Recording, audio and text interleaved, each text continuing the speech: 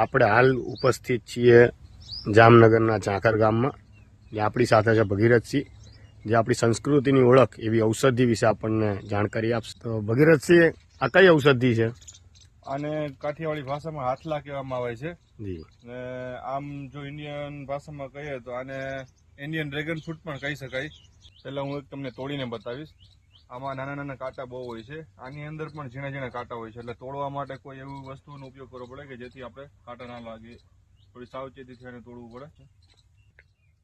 આ રીતે આપણે તોડેલા છે. હવે આપણે આને આવડી કહેવાય. આવા કોઈ પણ પાંદડા હોય, નાના પાંદડા વાળું ઝાડ, એનાથી આ રીતે કરીએ એટલે ઉપરના કાંટા છે એ બધા જતા રહેશે. હું તમને આને ખોલીને બતાવીશ. આ રીતે ખુલશે ધીરે ધીરે, આરામથી. આ ઉપરના કાંટા નીકળી જશે.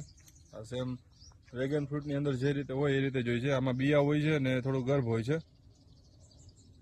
આને કોઈ વસ્તુ સાથે ખાવાનું કે અમને ખાલી ખાઈ શકીએ સીધે સીધું? ના, ડાયરેક્ટ જ ખાઈ શકીએ આને.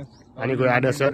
આડઅસર કોઈ નથી. અર્લી મોર્નિંગ જે લોકોને શ્વાસની તકલીફ હોય, આસ્થામાની તકલીફ હોય, હાલવાથી શ્વાસ ચડતો હોય, તે આમનું સેવન કરી શકીએ. સવારે કાંઈ 2 થી 3 ખાવો એટલે વિધિન 1 અઠવાડિયામાં શ્વાસની બીમારી એકદમ જતી રહેશે.